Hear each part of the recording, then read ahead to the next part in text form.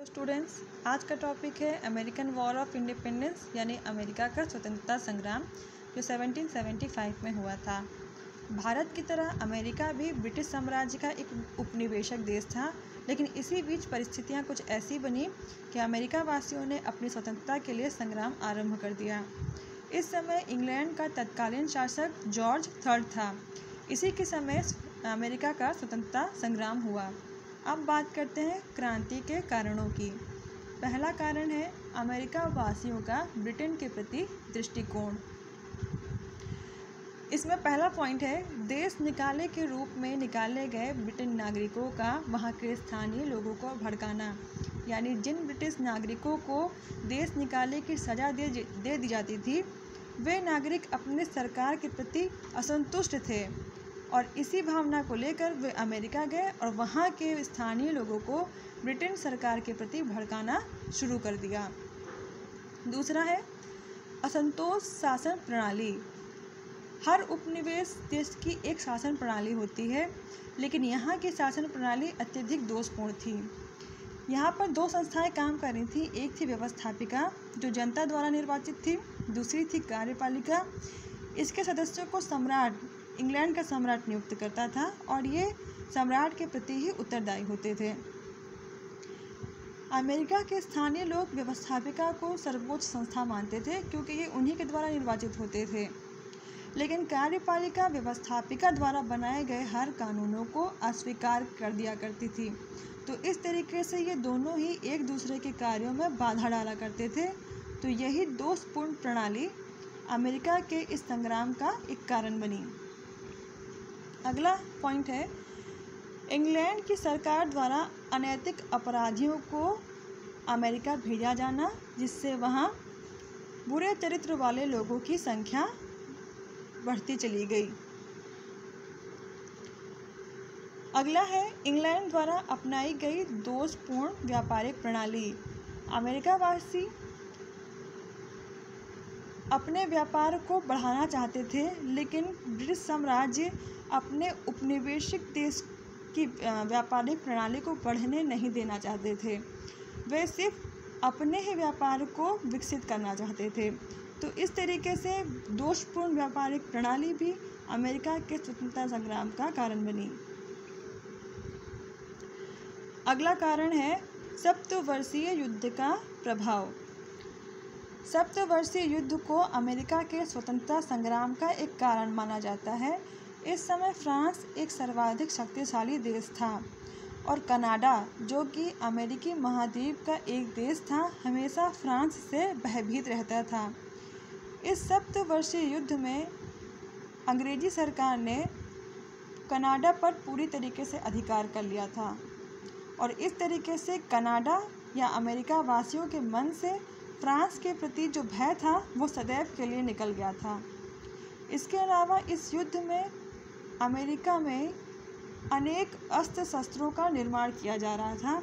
तो अमेरिका के पास पर्याप्त मात्रा में अस्त्र शस्त्र थे, तो उनके मन में भी अपनी स्वतंत्रता के लिए एक भावना उत्पन्न हो गई थी।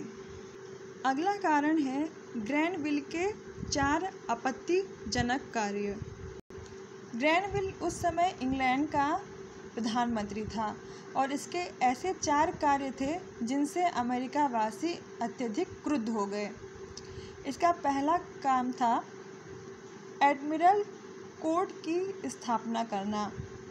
इस कोड की स्थापना अमेरिका की चोर बाजारी को दूर करने के लिए की गई थी। इस कोड की स्थापना से अमेरिका में हलचल मच गया और उनमें सरकार के प्रति विद्वेष की भावना उत्पन्न हो गई। अगला कार्य था 1763 में शीरा कानून लाना, यानी शीरा के निर्यात के संबंध में एक कानून लाया गया जो कि उनके असंतोष का एक बहुत बड़ा कारण बनी।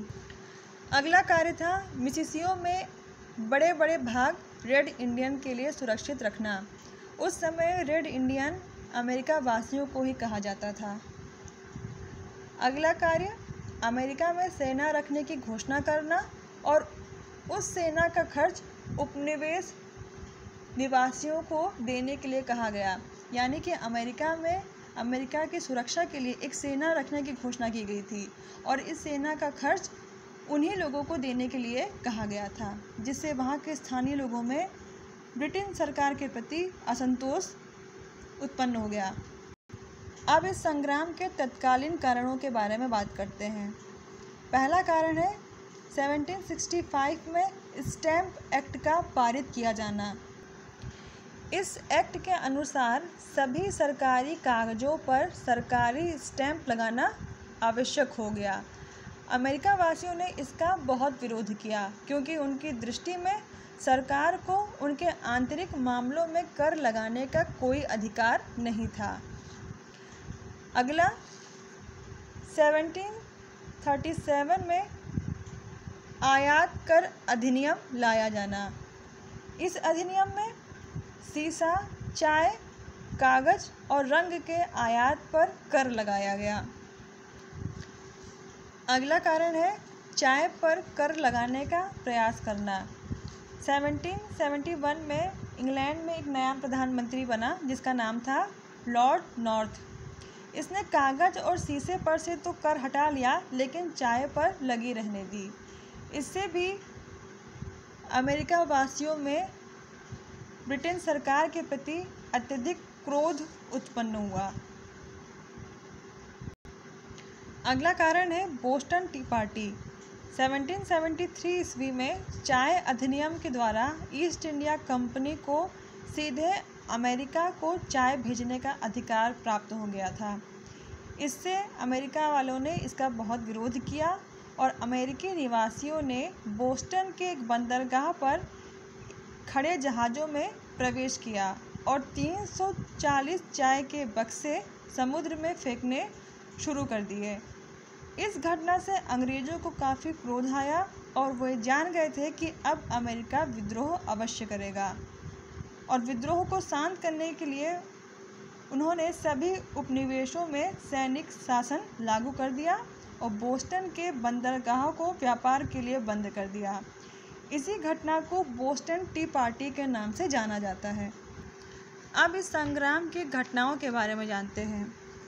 अंग्रेजी सरकार ने बोस्टन टी पार्टी की घटना को अपना अपमान समझा और अपराधियों को कठोर दंड देना शुरू किया। इसी बीच 1774 में फिलाडेल्फिया में एक सभा बुलाई गई और जॉर्ज तृतीय, जो उस समय इंग्लैंड का तत्कालीन शासक था, उसने विद्रोहियों से बातचीत करना उचित नहीं समझा। इसलिए अमेरिका वालों ने युद्ध करने का निर्णय किया और जॉर्ज वॉशिंगटन के नेतृत्व में उन्होंने अमेरिका स्वतंत्रता संग्राम आरंभ किया। अमेरिकी स्वतंत्रता संग्राम की पहली घटना थी 19 अप्रैल 1775 में लेक्सिंगटन का युद्ध।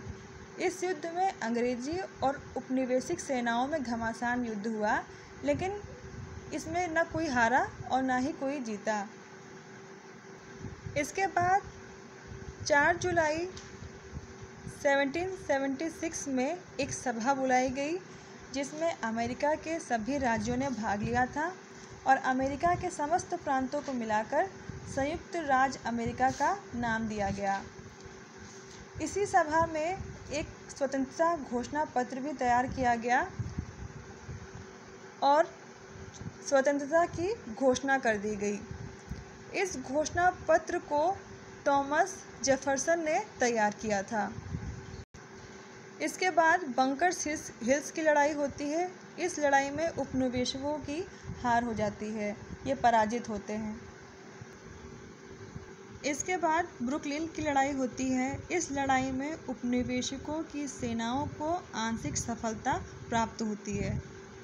इसके बाद साराटोगा की लड़ाई होती है और साराटोगा की लड़ाई में अमेरिकी जनरल गेट्स के कुशल नेतृत्व में अमेरिका की विजय होती है और इसी विजय के साथ ही साथ यूरोप की अन्य शक्तियाँ जैसे फ्रांस, स्पेन भी अमेरिका के इस स्वतंत्रता संग्राम में अमेरिका के पक्ष में आ जाती हैं और इस प्रकार अमेरिका स्वतंत्र हो जाता है। और इस तरह 1783 ईस्वी में दोनों पक्षों ने सम्मानपूर्वक वर्साय की संधि पर हस्ताक्षर करके युद्ध विराम की घोषणा कर दी। तो ये रहा अमेरिका का स्वतंत्रता संग्राम।